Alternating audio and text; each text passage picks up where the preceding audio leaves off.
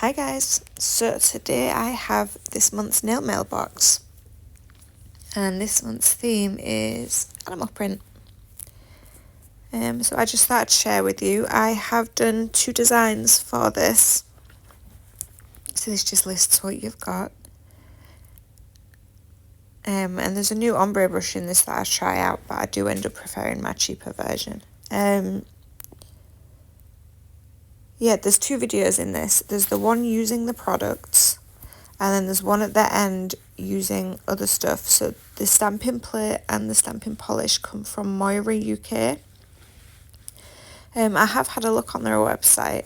They do some really nice plates. Now there was an option of 2 stamping plates. I have suede and the other one is called skins, and that's animal print as well, but that one has like Mickey Mouse heads on and bows all done in animal print as well, so I do actually plan to go on and order that.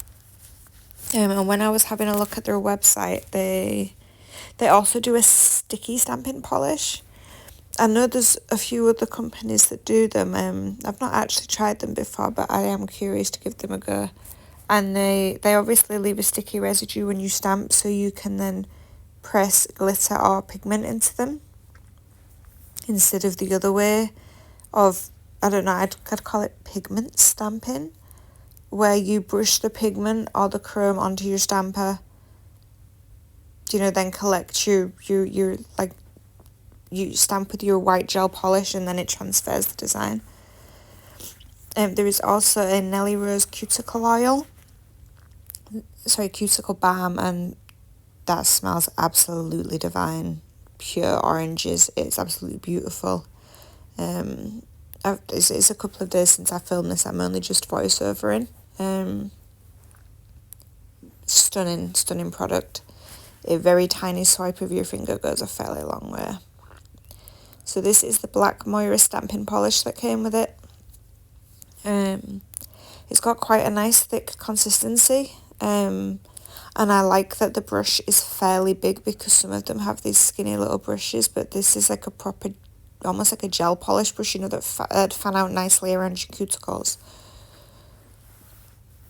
And this is the ombre brush. Lovely looking, and it is a very nice soft brush. But I find the ombre section bristles, they're quite dense and they're quite thick. No, they're quite dense and close together. The cheaper one that I have, that I got off Shein maybe a couple of years ago, there's less bristles, and I find that ombre is better than the more expensive one.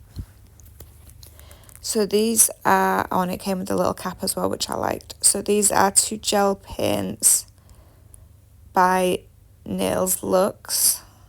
There was a whole bunch of colours, but obviously it's completely random what you get, and you get 2 in the box.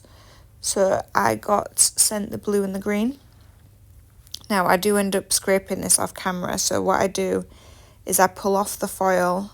I use an old cuticle pusher, or you could use a spatula, and I scrape the majority of the gel back into the pot, and then I just end up leaving a little bit on the foil that I use later on for the design.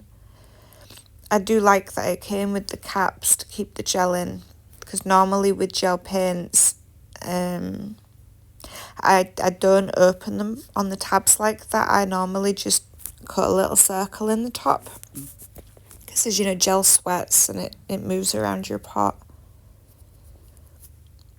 So I am going in with one of my favourite nudes. I have a couple of them. One is an Aviva Pro one, but this, I believe it's number 53, and it is a Venalisa one. Lovely coverage, and it's a really nice neutral nude, slightly on the paler side and cooler. So I'm going to need my ombre brush, and the gold brush I showed you just before that was just a normal like gel brush that I'm going to use for cleanup. So I'm not going to use it for cleanup. That's the next video, my bad. So I am using it to pat sections on. Now, I quite like this and I'm seeing it everywhere.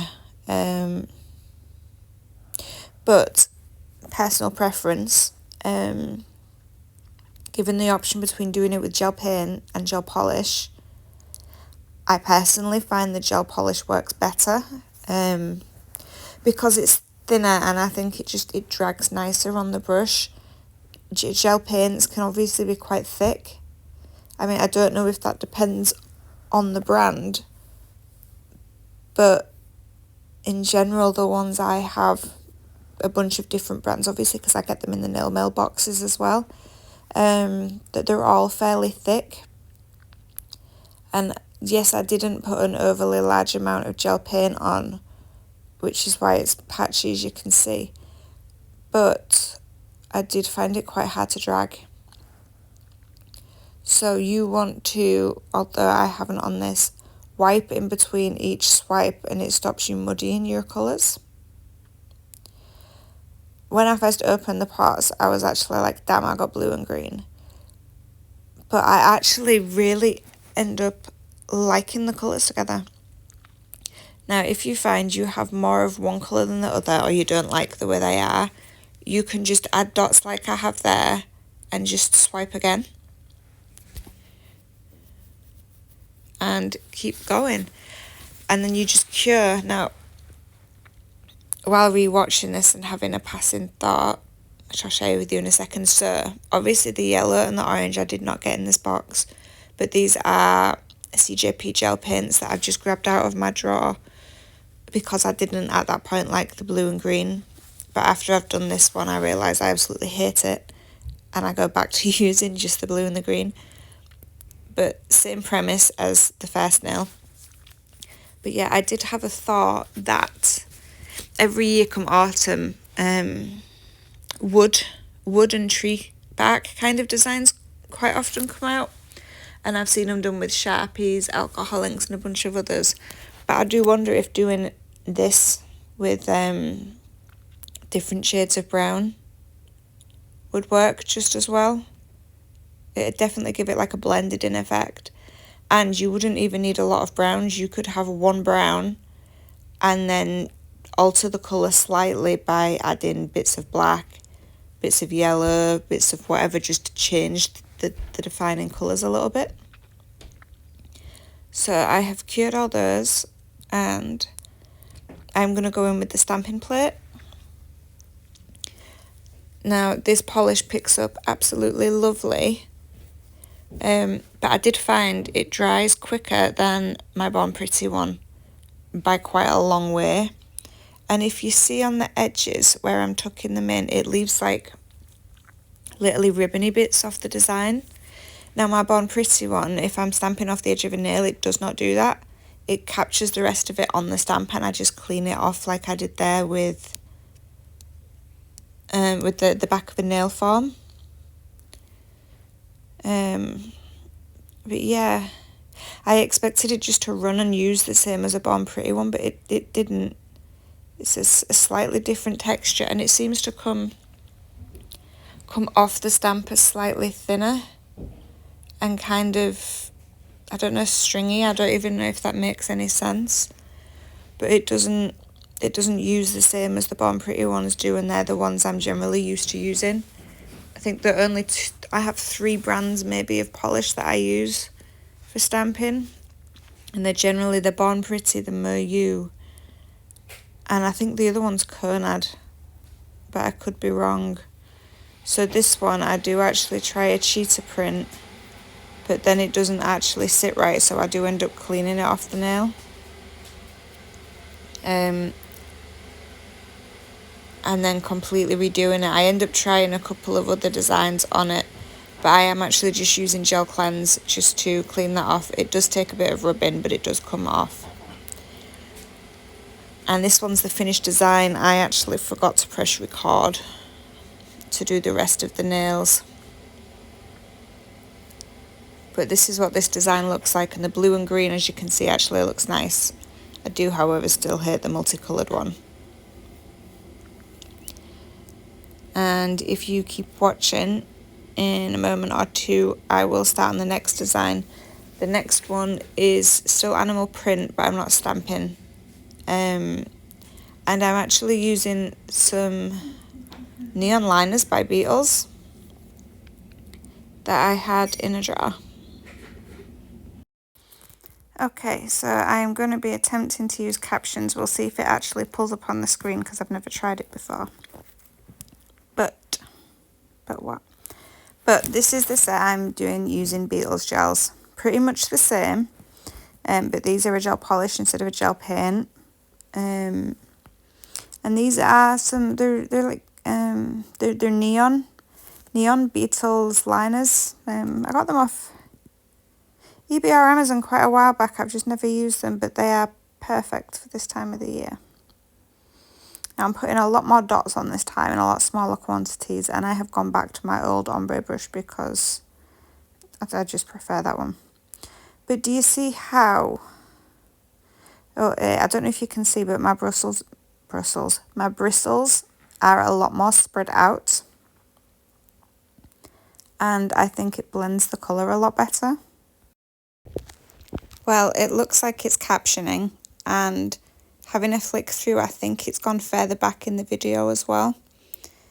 So I'm curious as to know whether it's picked up every word, so I'm going to have to watch through after I've done this. But as you can see, these, I don't know if you want to call it marble or blend, but the paints blend a lot better than the polishes. No, the polishes blend a lot better than the paints do.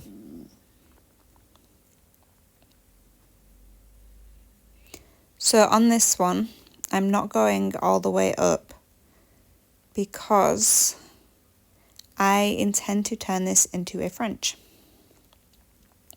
So in that glass, I just have gel cleanse and a normal brush, and there's a wipe that I'm dabbing my brush on to remove some of it.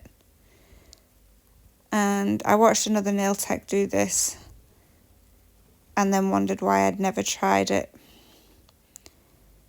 because French is my nemesis. Doesn't matter how hard I practice, it is never even. The sides never look straight and there is always a wonky line. But the brush and the cleanse makes life a heck of a lot more easier.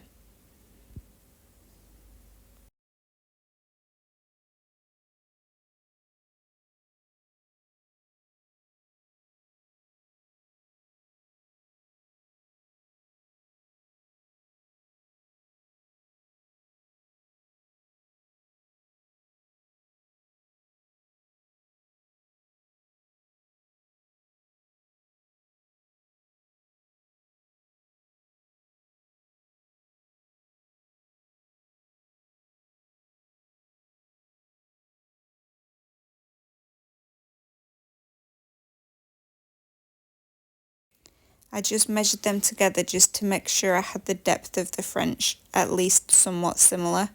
So I didn't have one that was really deep and one that was quite shallow.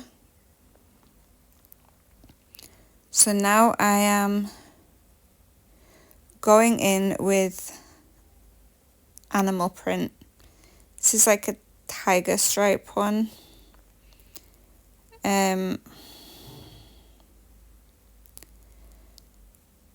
Yeah. If you have shaky hands, this is the perfect art for you to do, because the shakier lines look better rather than a straight line. I do end up going off camera and changing my brush and changing my paint.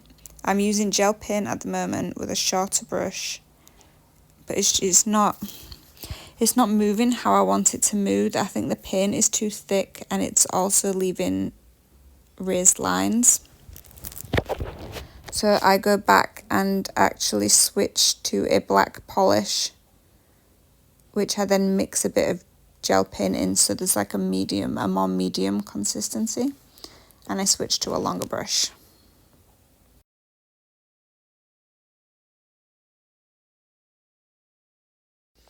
Okay, and these captions things need working on. I've just realised flicking back through it to make sure the words were clear that they've kind of disappeared. But that's what I get for never using it before. I might need to actually go on to InShot and look at one of the tutorials and see how to actually use it rather than just clicking it and hoping and praying.